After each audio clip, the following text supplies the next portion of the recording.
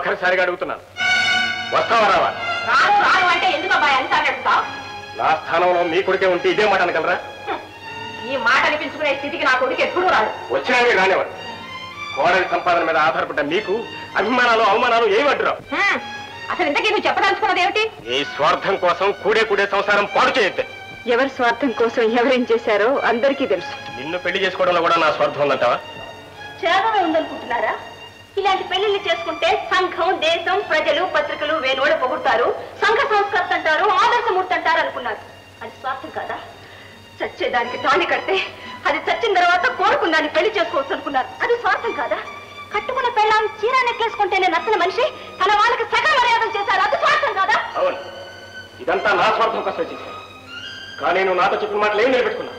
పొలం పట్టుకోలేదన్నావు, అందరితో కలిసిపోతానన్నావు, జీవితాంతో నాకు రుణపడి ఉంటా అన్నావు. ఇందులో ఒకటి చేయగలవా? కులం పట్టింపు లేదన్నానని అనాచారాలు సహిస్తూ ఊరుకోమంటారా?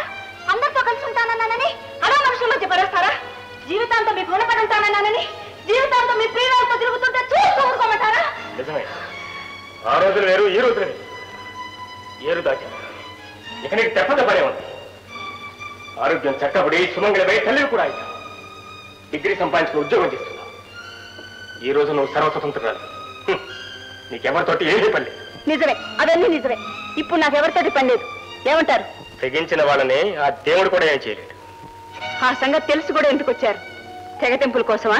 నువ్వెంత తొందరగా తెంచుకుంటావని తెలిస్తే నేను ఇంత దూరం వచ్చి ఉండేవాడిని కాదు. నేను ఎంత దగ్గరగా వస్తున్నావు, నువ్వెంత దూరంగా వెళుతున్నావో నాకు ఇప్పుడే అర్థమవుతుంది. ఆఖరిసారిగా అడుగుతున్నాను, జరిగిందంతా ఒక కళ అనుకుని నాతో వచ్చేసి. అలాగే అనుకుంటున్నాను. మన పెళ్లి కూడా ఒక కళే అనుకుంటున్నాను. పెళ్లికి ముందు ఎవరూ లేకుండా ఎలా ఉన్నానో ఇప్పుడు అలాగే ఉండాలనుకుంటున్నాను. సరే, నువ్వు పెళ్లికి ముందులానే ఉండాలనుకుంటే పిల్లలిద్దరిని నేను తీసుకెళ్తాను. పిల్లలు ఉండేది తల్లి దగ్గరే. ఆ తల్లి తండ్రి దగ్గరకు రాదు, కానీ తండ్రిగా పిల్లలు కావాలి. నేను చచ్చేంత వరకు నా పిల్లలు నా దగ్గరే ఉంటారు. నా పిల్లలను నాకు కాకుండా చేసే హక్కు నీకు లేదు.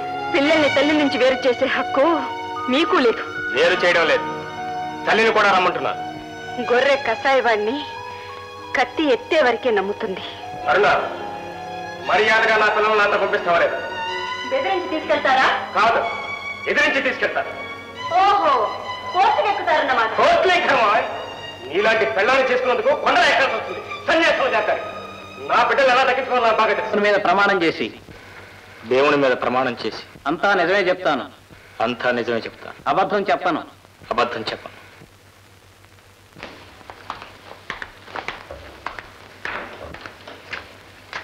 చూడండి భాస్కర్రావు గారు, ఇప్పుడు ప్రతివాదిగా వ్యవహరిస్తున్న మీ భార్య అరుణాదేవి గారు అకారణంగా మిమ్మల్ని విడిచిపెట్టి వెళ్ళి పిల్లలతో సహా వేరే ఉంటున్నందుకు మీరు బాధపడి హిందూ వివాహ చట్టం 9వ సెక్షన్ ప్రకారం వైవాహిక సంబంధమైన హక్కుల్ని పునరుద్ధరించవలసిందిగా మీ దరఖాస్తులో కోరారు, అంతే కదా? అవును. That's all your honour. Well mister Bhaskar Rao sir, ప్రతివాది అరుణాదేవి నా భార్య. మీది వర్ణాంతర వివాహం కదూ? అవును. ఆమెను మీరు ప్రేమించి పెళ్లి చేసుకున్నారన్నమాట. కాదు, మరి మా పెళ్లి జరిగే నాటికి అరుణాదేవి డాక్టర్ రాధాపతి గారి నర్సింగ్ హోంలో గుండెపోటుతో చావు బ్రతుకుల మధ్య ఉంది. సుమంగళిగా చనిపోవాలన్న ఆమె చివరి కోరికను తీర్చమని డాక్టర్ రాధాపతి గారు నన్ను కోరారు. నేను హాస్పిటల్లో ఉండగా డాక్టర్ రాధాపతి గారు కూడా ఆయన వస్తుండేవారు. నన్ను పెళ్లి చేసుకోమని ఆయనే అడిగారు. ఆయనే మిమ్మల్ని అడిగారా? అవును. I see. మరి మీరు హాస్పిటల్లో చావు బ్రతుకుల మధ్య ఉన్నారని, సుమంగళిగా చనిపోవాలని ఆశపడ్డారని, ఆఖరి క్షణాల్లో ఉన్న మీ కోరిక తీర్చడం కోసం ఆయనే మిమ్మల్ని పెళ్లి చేసుకున్నారని చెప్పారు. అదంతా అబద్ధం. అసలు నాకు అలాంటి పరిస్థితి ఎప్పుడూ రాలేదు. నన్ను పెళ్లి చేసుకోమని ఆయన నేను అడగలేదు. మీది వర్ణాంతర వివాహమే కదూ? ఆ సంగతి నాకు పెళ్ళైన తర్వాత తెలిసింది. అంటే పెళ్లికి ముందు ఆయన హరిజనుడని మీకు తెలీదా? లేదు, నాకు ఆయన చెప్పలేదు. ఆయన చెప్పానంటున్నారు. అదంతా పచ్చి అబద్ధం. అంటే ఆయన్ని పెళ్లికి ముందు మీ కులస్తుడే అనుకున్నారు కదూ? అవును. మరి ఆయన హరిజనుడని మీకెప్పుడు తెలిసింది? వాళ్ళ అక్కగారు వచ్చాక. ఎలా తెలుసుకోగలిగారు? ఆవిడ చేతలు, మాటలు, రూపం. డాక్టర్ రాధాపతి గారు, భాస్కర్ రావు గారు అరుణాదేవి గారు పెళ్లి చేసుకోవటం మీకు తెలుసు కదా? నేనే దగ్గరుండి చేయించాను. భాస్కర్ రావు గారి కోరిక పైన కాదు, ఆఖరి క్షణాల్లో ఉన్న ఆమె కోరిక పైన. ఆపరేషన్ జరిగాక కూడా ఆమె బ్రతికింది కదా, మరి అవే ఆఖరి క్షణాలని ఎలా అనుకున్నారు? డాక్టర్గా మీ మీద మీకు నమ్మకం లేక? న్యాయం మీ పక్షాన ఉన్నా కేసుకు సాక్ష్యం పైన ఆధారపడి భయపడతారు అంటే ప్లేడర్గా మీ మీద మీకు నమ్మకం లేకనా? No no, our case mainly depends upon the evidence.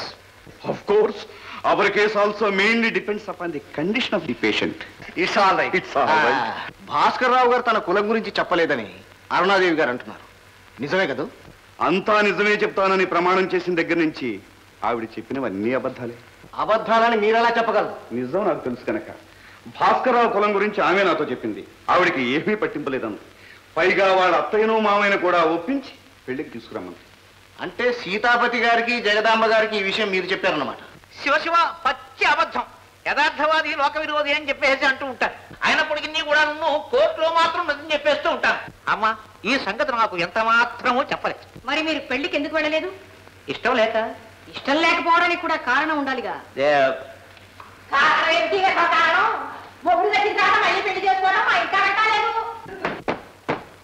అడుగుతున్నదే ఆయన్ని, మీరు కూర్చోండి. చూడండి, ఆవిడ చెప్పిందే కారణమా? ఎస్ మరి పెళ్లి జరిగిన తర్వాత, ఆమె కోలుకున్న తర్వాత మీరు హాస్పిటల్కి వెళ్ళారు కదూ? ఎస్ భాస్కర్ రావు గారిని విడిచిపెట్టి ఇంటికి వచ్చేయమని చెప్పారు కదూ? ఎస్ మీ కులంలోనే బంగారం లాంటి కుర్రవాడిని చూసి పెళ్లి చేస్తానని చెప్పారు కదూ? ఎస్ అంటే అప్పటికి భాస్కర్ రావు గారు మీ కులం కాదని మీకు తెలిసినట్టేగా? Yes. Please note this point, your honour. అమ్మా, అయ్యా, ఇది ఎస్ కాదు, నీ ఎస్ కాదు. That's all, your honour. అమ్మా, ఇది ఎంత మాత్రం కూడా నువ్వు ఎస్ కాదు. భాస్కర్ రావు గారి కులం గురించి మీకు గాని మీ వాడకు గాని ముందుగా తెలియదంటారు. అవును. అయితే భాస్కర్ రావు గారు రాధాపతి గారు చెప్పినవన్నీ తప్పుడు సాక్ష్యాలంటారు. అవును. మీరు చెప్పిందే నిజం అంటారు. అవును. అయితే ఉత్తరం ఏమిటి? చూడండి. ఆ దస్తూరి మీదే కదూ? ఈ ఉత్తరం పెళ్ళైన కొత్తలో మీరు రాసిందే కదూ?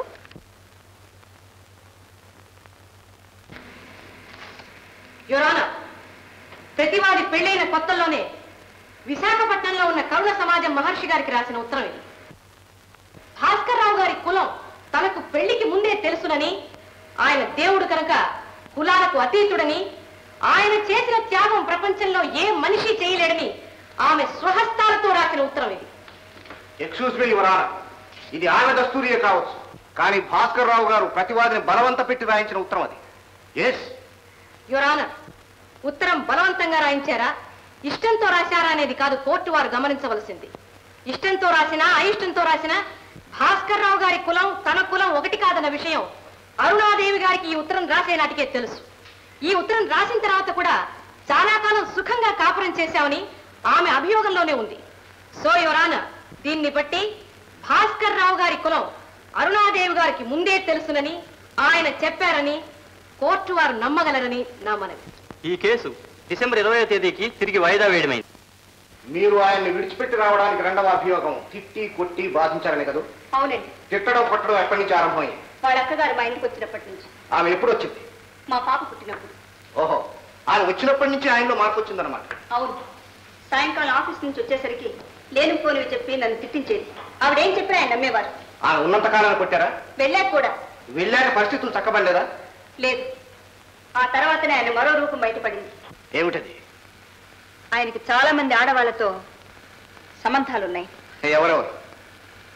ఒకటి తార, ఇంకొకటి ఆయన మేనకోడలు లక్ష్మి, మరొకటి అమల అని. మీ పేరు? అమలా జేమ్స్. మీకు వాది భాస్కర్ రావు గారు ఎలా పరిచయం? మా అక్కయ్య అరుణాదేవి ద్వారా. ఆయనకు మీకు ఉన్న సంబంధం? అన్నా చెల్లెల సంబంధం. అరుణాదేవి అక్కయినప్పుడు భాస్కర్ రావు గారు అన్న ఎలా అవుతాడు? నేను చెప్పేది సంబంధం, మీరు అడిగేది వరస.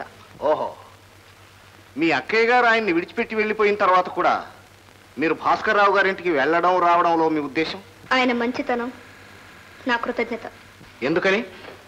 ఆయన నా చదువుకి, మా నాన్న కళ్ళాపరేషన్కి చేసిన సహాయం. ఆయన మీకు ఆర్థికంగా సహాయం చేస్తే మీరు ఆయనకి అరుణాదేవి గారు లేని లోటు తీరుస్తున్నారు. Objection your honour. కోర్టులో సభ్యత మరిచి మాట్లాడడం సంస్కారం కాదు. Objection sustain. Sorry your honour. Aruna Devi గారు మీ మీద ఈ ఆరోపణ చేయడానికి కారణం? నా మీద అనుమానంతో మాత్రం కాదు. చెల్లెలు కాబట్టి ఆమెకి వ్యతిరేకంగా సాక్ష్యం చెప్పనని, దాంతో ఆమె కేసు బలపడుతుందని అనుకుని ఉండొచ్చు. మరైతే ఎందుకు వ్యతిరేకంగా చెప్తున్నారు? ఎంత అన్యాయంగా అడుగుతున్నారు సార్. ఇది నా శీలానికి సంబంధించిన విషయం. మరొక వైపు ఒక మంచి మనిషిని వంచే విషయం. ఆయన మంచివాడు అనటానికి మీకు డబ్బు సహాయం చేయడమేగా కారణం? కాదు. ఒకప్పుడు చావు బ్రతుకుల మధ్య ఉన్న మా అక్కయ్యని ఆమె బంధువులు కూడా దిక్కులేని శవాన్ని రోడ్డు మీద వదిలేసినట్టు వదిలి వెళ్ళిపోతే అటువంటి శవానికి తాళి కట్టి ప్రాణం పోసిన త్యాగమూర్తి మంచివాడు కాక దుర్మార్గుడు అవుతాడా సార్? వారి సంసారంలో కలతలు రావడానికి కారణాలు ఏమైనా చెప్పగలరా? కేవలం ఆమె అపోహ, ఆమె అనుమానం, ఆమె అహం. నీ పేరు? మా బాబు అప్పలు అంతాడండి, మా ఆయన అప్పి అంతాడండి, మీలాంటి వాళ్ళు అంతాను అప్పలమ్మ అంటారండి. నువ్వు భాస్కర్ రావు గారి ఇంట్లో పని మనిషివేగా? ఇప్పుడు ఏం చేస్తున్నావు? పని లేదండి. అమ్మగారు మీ ఇంట్లో పని ఉంటే ఇప్పిస్తారండి. ఆ తర్వాత చూద్దాం. ముందు నేను అడిగే వాటికి సమాధానం చెప్పు. భాస్కర్ రావు గారు అరుణాదేవి గారు అన్యోన్యంగా ఉండేవారా? కొట్టుకునేవారు కాదనమాట. కొట్టుకునేవారండి. మరి అన్యోన్యంగా ఉండేవారన్నా? అయ్య బాబోయ్, అంతంత పెద్ద మాటలు నాకు తెలిసాడవ్వండి. వారిద్దరూ బాగా కొట్టుకునేవారా? చాలా బాగా. నువ్వు చూసావా? కళ్ళారా చూసావా? మరి ఎలా చెప్తున్నావు? గలాసులు, వన్నం కంచాలు, డబ్బాలు, తలుపులు డబడబడబడబడబడ పగిలిపోయాయండి. ఆయనే కొట్టారని ఎలా చెప్పగలవు? అమ్మగారే తిరగబడ్డారేమో. అయ్య బాబోయ్, నా మూడు సచ్చినోడు తాగొచ్చి కొడితే నేనే తిరగబడినండి. అమ్మగారు ఎలా తిరగబడతారండి? అయ్యగారే కొట్టేసేవారండి. అయ్యగారు నిన్ను కూడా ఒకసారి కొట్టారటగా? ఎలా సచ్చినోడు చెప్పాడండి మీకు? అయ్యగారు అలాంటి వారు కాదండి. ఆడవాళ్ళు మీరు చేయి చేసుకోరండి. Please note this point sir.